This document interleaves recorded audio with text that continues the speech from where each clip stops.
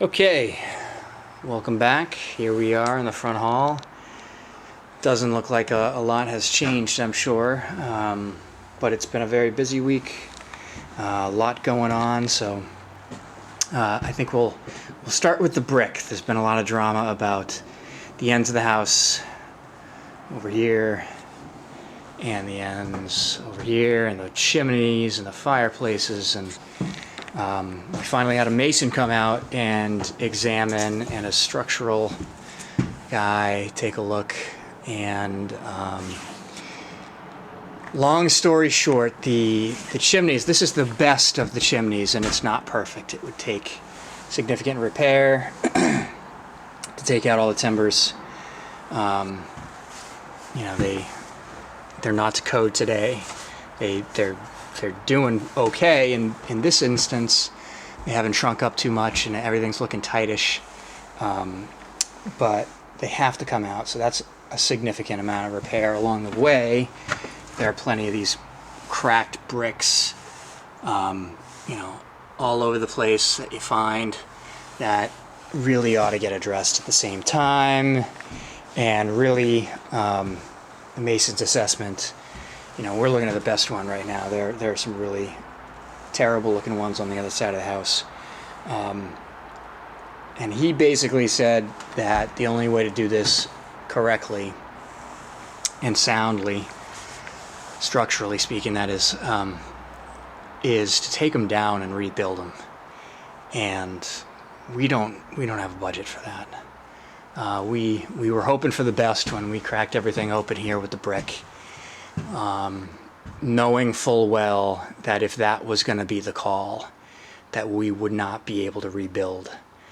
So that's the bad news. The chimneys are in really rough shape. They got heavy use probably until about 50 years ago, maybe a little before that when the furnace first got installed. So, and they're showing their age, So they need to come down.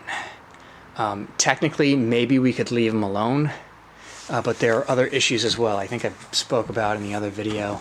This clearance here between the window and the brick is really tight. It was tight previously when the wall was up here and all the trim came like right up to it hard. But we're gonna have a 2x6 here that's gonna fill most of that space full of insulation. And so we won't even have that trim board. In fact, that angle that had been here on each of these really thick walls, there was a little taper for the trim. And I don't even think we could do that, which would make the windows feel small and kind of like a pocket. We didn't want to do that. So the best way to insulate, to vapor barrier and air seal and all of that good stuff to make this truly a modern house is to take the chimneys down.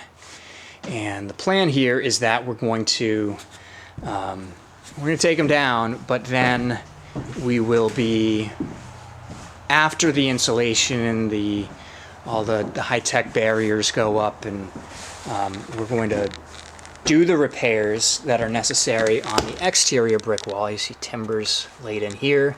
They will need to get repaired. Plenty of bricks to be replaced. So that work we are going to do. We're going to keep the exterior walls, and we're just going to remove the chimneys. And that seems right now like the most realistic play within a budget that we can handle. You can see how deteriorated all of this brick is. It's just all pitted and crumbling and falling apart. The brick itself is just giving up. So this is the concern as we get in here. If we were making repairs, how many of these are just going to fall apart and crumble on us, particularly as we're taking these timbers out. So there's no real easy way to do this. The worst case scenario would be we try to save it, and then after 2-3 weeks of working on paying somebody to meticulously take some pieces out, it turns out that we can't save it and end up tearing it down anyway. So that's honestly a very real possibility, as it was explained to us, that we'd get halfway through and realize it wasn't working. So I mean, there's that risk a bit on the inside, but we have a different plan for the inside of the exterior walls here. So what we're going to try to do here is not make them perfect. We got cracks in. We'll make repairs where they're cracked through a brick and it's continuing like this. Those are repairs that we're going to make. But you know, the visual stuff, we're not. I don't know if there's any good examples right here where I'm looking. Probably not. But number one, it's in better shape. Number two, the issues that we do run into, like right here, that's a brick that'll just get popped out or ground back to where it is hard, because they're going to use a structural stucco parging. Basically, they're going to spread it like frosting on a cake after they make the repairs in the bricks themselves. And that structural stucco has fibers embedded within it, so they don't have to put any wire mesh or attach anything. You know, nails or staples might deteriorate the brick further and wouldn't necessarily hold on an old brick like this. But there's a parging technique, he said, that he's been very successful with. It'll stand the test of time, and it's going to shore everything up on the inside. Then what happens is we're going to do a roll-on fluid applied air barrier on the inside. It's essentially the same stuff that you see on the outside of a zip system. We'll put it on thicker, we'll have to seal everything up, and that's going to be our air sealant on the inside here. So typically that would go kind of more exterior, but this is really the outside of the wall, and the brick we're treating like concrete, almost like you do in a foundation wall under grade. So that is how we're healing that. Then we'll have a vapor barrier. Actually, it might be insulation, then vapor barrier, but it's a permeable vapor barrier, so it can dry from the inside of the wall out through the wall, so that moisture that gets into the insulation doesn't get trapped in there. So it's a very high-tech, sophisticated system. It's meant for applications like this, a brick, and it still is able to dry from outside, from inside and outside. So that's kind of the cool feature. Before we put that stud wall, like we had a separation here, before we put the stud up, in fact, we're going to have 2 inches of foam, extruded foam. It's basically like spray foam, but it's already made in a factory, and it comes in sheets. Because this is so regular and we can seal it in, it's a thermal break between the brick and the stud wall itself, and that helps all of the insulation act more efficiently. So that's a really cool thing that we're doing everywhere in the house. On the front and back walls that are wooden, we're doing that on the exterior, I believe, although that plan may have changed. But either way, we will have a thermal break on all the walls that'll make that insulation that we do put in perform a lot higher than it would be performing otherwise. Not only does that thermal break have insulation value itself, I think it's 2 inches should be around our 7 or 8, and then a 2x6 dense pack blown in cellulose, I think, is what we're using, and that'll get blown in and fill it up, and we'll have down here in the walls about R30, somewhere between 25 and 30, which will be amazing because we had probably R3 down here previously. But back to the brick, this was another huge bone of contention. The fireplaces themselves. This fireplace, after much discussion, we think we have a plan that we are going to save and just work around it. So basically, we are going to do what I had hoped to do, which is right from this timber up, remove it, including the entire chimney above and the fireplace above. All the chimneys in all the house are going, and then I'll tell you how we're gonna bring them back. So this is the only kind of fireplace brick that we're not going to be removing. We're trying to save this. We are, however, going to peel it away from the wall. This is one of the few spaces, you can just barely see back there, where it's separated from the exterior wall. It's not woven in.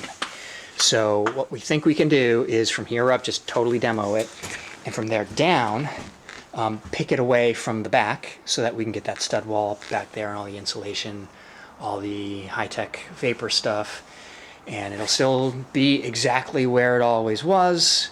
We'll refresh it. We'll take out the experiment that Herb had in here from trying to make it a better fireplace. We're going to bring it back to its original glory, clean it up a bit, probably paint it on the inside here. And so when you walk into this room, it'll feel and look like it always did. In fact, it'll be exactly where and what it always was. It just won't have a flue going up through the chimney. We're going to treat it the same way. We're going to have a flat wall instead of following the chimney up here. We'll just square it off. This wall will get padded out, so that's really just going to be a dead space. We'll use it for mechanical chases on the side here. And we, up above, are going to have some space that we never had before. So we're thinking about doing some upper cabinets up above the mantle that would match what we'd be doing right down that stud wall there in the kitchen. Because again, looking kind of from this fireplace to that one, this whole space is our kitchen. And we'll have the old wood burning stove where that fireplace is. We'll have bank of cabinets running down this wall, bank of cabinets just lower is running down this wall, and a long galley style kitchen back here. So it'll be pretty cool.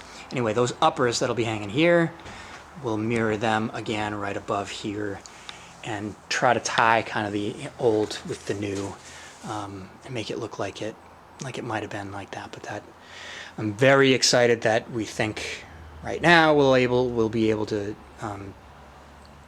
save this exactly as is.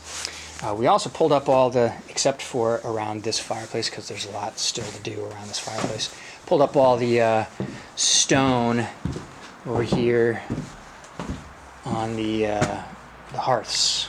So I got that all up. It came up without any incident. Some of these bricks fell down as we were doing that. It's very dangerous. Another reason we're just going new here. All the old repairs we won't have to worry about. We're just taking it back, taking it new. So what are we going to do in these front rooms that we've been so adamant about restoring and making them look just the same as they were? Well, obviously we're taking the chimneys down, and we have this issue with the tight space right here. But as of right now, if we can't afford it, the concept will be after all of our insulation is on and after all the high-tech stuff is done behind the walls, that won't be there. The wall will just be flat across here with the window openings and the windows in them. And then after all that is done, we'll frame out with just wood a box that would simulate where that brick always was. Again, we never saw the brick from inside, so that's really not going to look any different. And in fact, this fireplace, along with almost everyone in the house, were closed up and sealed anyway. You never saw them opened from the inside. So we thought about doing that, and then the mason, as we were talking about it, he said, it's less than a day's work for me to make a firebox and just make it a dead end. So basically, we're going to frame it out. We're going to leave the opening the same. We're going to take a bunch of measurements off of the existing fireboxes, and we're going to replicate them. It'll look just like this, the same depth, the same width, the same height, the same geometry, and we're going to exactly replicate them. We will need to shift them to the right, toward the back of the house, maybe 6 inches, just to get the the walls even up while we're here. You can really see that it's not equal. It's not even between these two windows, and we're gonna fix that because we might as well. It's so easy to do it now, and it just makes trimming everything out so much easier if we just take care of that. Then the mantles can go back in place. Everything just goes back in place, and essentially it looks just like it always did. We're planning right now to do that down here in the living room on this side. The dining room is the only one that we're questioning, just because of its use as a dining room. The fireplace in here is going to be a little weird, and it might be better to have like a sideboard right there. There's a lot of other space that we could do that in. We'll have to. We're thinking about this one. Decision is not made down here, but upstairs we're leaning towards bringing them back as well in the bedrooms. I'll quickly take you up here, and these fireplaces and chimneys come out. We're thinking that in the back bedrooms they do not come back because that's valuable real estate over here in Oliver's room. Really, I want his bed between those two windows. That's the best layout for that room. This room is our bathroom. So, there's going to be stuff going on everywhere. This was going to be kind of a callback to the old house, which I was happy to have, but now that it's gone, I'm not sure we're going to pad it out again to bring it back. What we might do instead is simply hang that mantle flat on the wall, on a flat wall, and then have space for like a makeup table. Maybe we spin our vanities over here and make our closet a little wider. We're not sure. We're playing around with ideas about how we could possibly get that done at this point, but it may present an opportunity for a little simple redesign over here if this doesn't jut out for us. So we'll take a look at that. But in here, again, we're leaning toward bringing it back and creating the firebox and making it look like a real fireplace and dressing it up. This is the master bedroom, and certainly over here as well in the guest bedroom, just based on where furniture goes and everything. This one, if it wasn't there, we certainly could put a bed in between. It's really, cost is going to be a factor too. None of this stuff will get done until the exterior brick is 100%. It's all been cured. The timbers are taken out. It's all repaired. It's done, and then we see what the bill is. We'll see how many of these fireboxes we want to build. But downstairs are the ones that are the ones that we're definitely going to do, and then the master bedroom we're going to do as well. We'll just take a quick peek. We had asbestos removal. Notice all the windows are gone. Tough to see from inside, but you see some pictures outside. We had the asbestos removed in here, including all the wall tile. That was the bad guy in the bathroom. So they're now ready to demo this. This will all come out probably next week, some rainy day, and then they will. This is going to be Liz's office in here, plus a few feet this way, probably to that right here. That's about how deep it'll be, I think. Maybe a little deeper, I don't know. It's in here somewhere. So it's probably like 11 by 9 wide. Decent size, great for an office. Not too big to store a bunch of junk, so she's excited. It'll be fun to actually see the space once it's all gutted. But yeah, the brick has been the big drama. And we're hoping that this parging thing works out fine and that the repairs are not extensive. There's also some interesting things going on outside from a brick perspective that we were able to take a look at. But we didn't even mention what's going on. So we're going to try to bring these back in shape, maybe even in those fireboxes, as we said. And then up through the ceiling here,